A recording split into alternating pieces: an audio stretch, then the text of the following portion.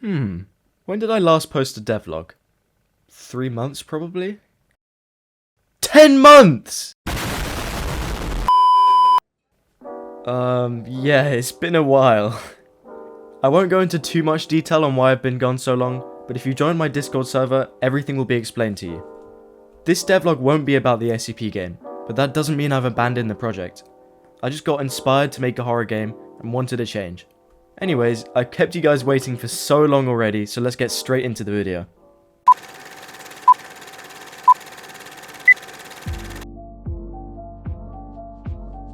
In this game, all players will spawn in a hospital. They'll need to look around for notebooks while being chased by a murderous doctor. To win, the players need to collect all 10 notebooks and get back towards the entrance. Some of the notebooks are behind locked doors, so players will also need to look for keys. Players can revive themselves after being downed if they have a medkit. Players can also revive other downed players if they have a medkit. To start the game, I needed to collect some materials and assets. I went on Sketchfab and looked for a couple useful assets to start off with. I collected some links together and then imported them into Roblox. After that, I looked for some textures to make a hospital wall. Here's what I have so far. Now that I have some basic assets, I needed to start making the character for the game. If you have watched my other videos, you'd know that I love making skin mesh characters. This is because they look really good for Roblox and are quite rare to see on Roblox too. Firstly, I started off by making the view model. A view model is a close first-person view of the player's arms. I headed over to Sketchfab and found a good free rigged model to download. For this game, the player will only need their right arm in order to hold the flashlight, so I imported the model into Blender and removed the left arm. After that, I imported it into Roblox. It looks really good. If you've watched my SCP devlogs, you would know that I spent a lot of time on the view model scripts, and there's no point in recoding the whole thing, so... hopefully this works? Oh. As you can see, I needed to slightly change the script to fit the game. Luckily this was really easy, and after a couple of minutes, here's the result.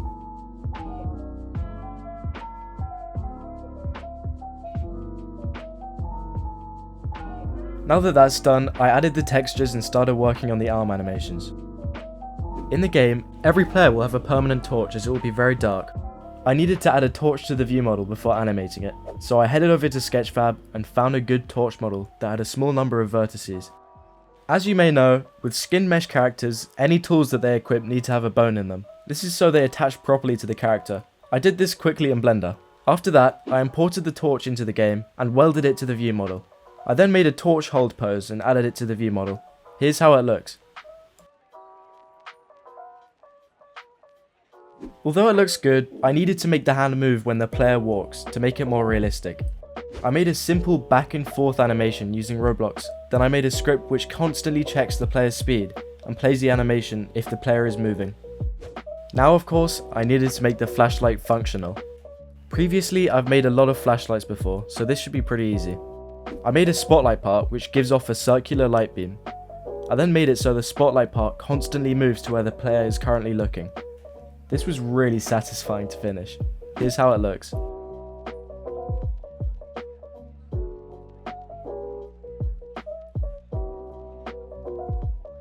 Now that the view model is done, I need to make the character as the game is going to be multiplayer. I went to Sketchfab and found a good character to download. It was quite high poly, so I imported it into Blender and decimated it. After that, I imported it into Mixamo, downloaded some animations, and then I I then went to Sketchfab again and found a good low poly character that should actually work. I then imported it into Mixamo to rig again. Now for the big reveal. It imported into Roblox. Here's how it looks without animations. If you watched SCP Devlog 1, then you'd know that I make directional movement for my skin mesh characters. This means that the player will have different animations for walking forwards, backwards, left and right. I went back to Mixamo and downloaded a bunch of directional movement animations.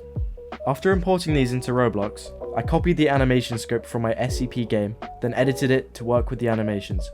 Now, the basic movement and animations are done. It looks really cool. Unfortunately, the movement isn't quite done yet. I needed to add sprinting, crouching, and crouch walking to the game.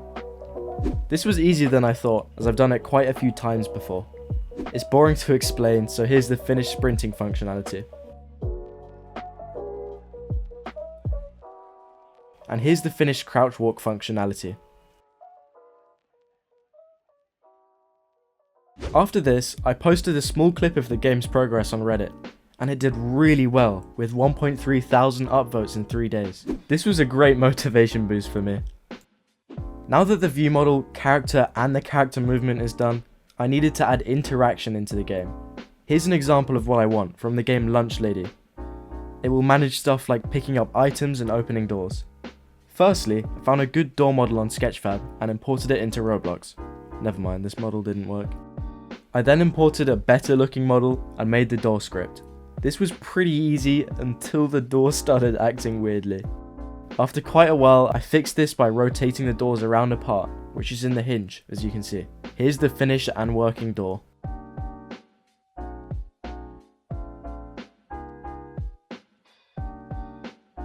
I then added a single door model for smaller rooms. The game's looking really good so far. Now I need to add key functionality, as some of the doors will be locked unless you find the correct key. Firstly, I needed to make it so you can press E to pick up an item.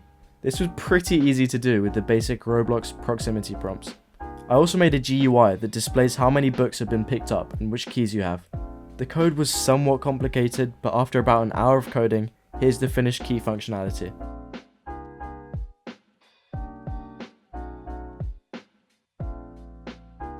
Here's the finished notebook functionality, which was also really easy to do.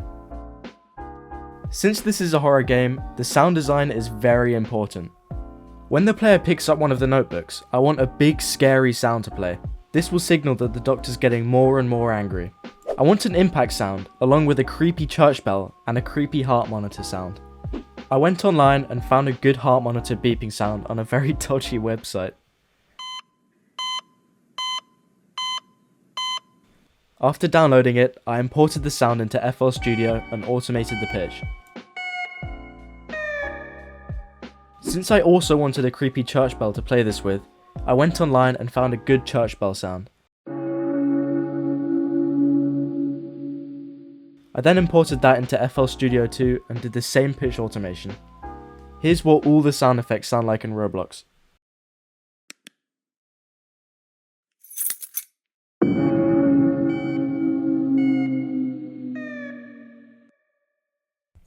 The final item I need to add is the Medkit. Players, of course, will need to be able to heal themselves or other players when they're downed. For now, they won't be functional as I haven't made the killer yet, but I will make it pickable.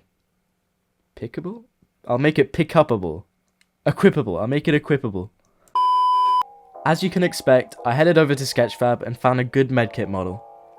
After importing it into Roblox, I wrote the code, which was really simple, so I don't need to explain it. Here's the finished Medkit.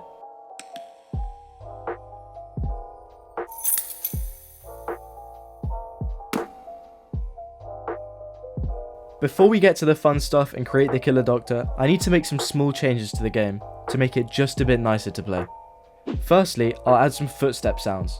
This was really easy because I can simply copy it over from my SCP game. After that, I changed the mouse cursor to a dot. This only took 2 lines of code. Finally, I wanted to make a working fan in the game. Once again, I headed over to Sketchfab and found a good fan model. I then imported it into Roblox and added the textures. To make the fan spin, it only took 3 lines of code. Then I simply added a fan sound and voila. Now it's time for some fun. As I explained at the start of the video, all the players will be running from an evil doctor. I'm going to code it all from scratch, so it's going to be really complex. Firstly, of course, I needed to find an evil doctor model. I expected to have to pay a high price for a good model, but ended up finding this really good one on Sketchfab for free. After downloading it, I imported it into mix mode to rig it, and then downloaded a few animations for it. Now, of course, I imported it into Roblox. This took so long because I kept getting banned for violent images, and I ended up having to get rid of the blood on the texture. This was all on stream too, by the way. Since I was banned for a day, I had to do something else productive that doesn't require Roblox. Of course, the doctor needs sounds, so I went online and found a bunch of free sounds which I edited and imported into Roblox. Finally, I was unbanned and could start coding the Doctor AI. I firstly just made a simple pathfinding script that makes the Doctor follow the nearest player. As you can see, this needs a bit of improvement. I tried making a jump, which didn't work, so I decided that it won't need to jump anyway. Yes, I know I'm lazy. I wanted to make it so you can sneak up behind the Doctor without it seeing you, so I looked online and found a good way to do this. It's kind of complicated, so I won't explain it.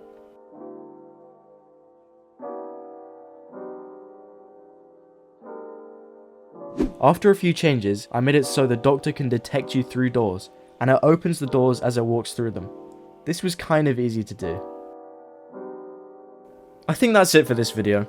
The next devlog will be me completing this game, but unfortunately it might be a little while as useless Roblox updates are making me have to spend hours and hours fixing things in the game just to make it functional. In the meantime, I will try to post some non-devlog content to keep you guys entertained and to keep the channel alive. Also, I'd like to thank my 2 patrons, Hatsneck and Phantom Blocks. I have no idea why you guys are still subscribed to my Patreon, but I really appreciate it. Anyway, I'll see you in the next devlog. Goodbye.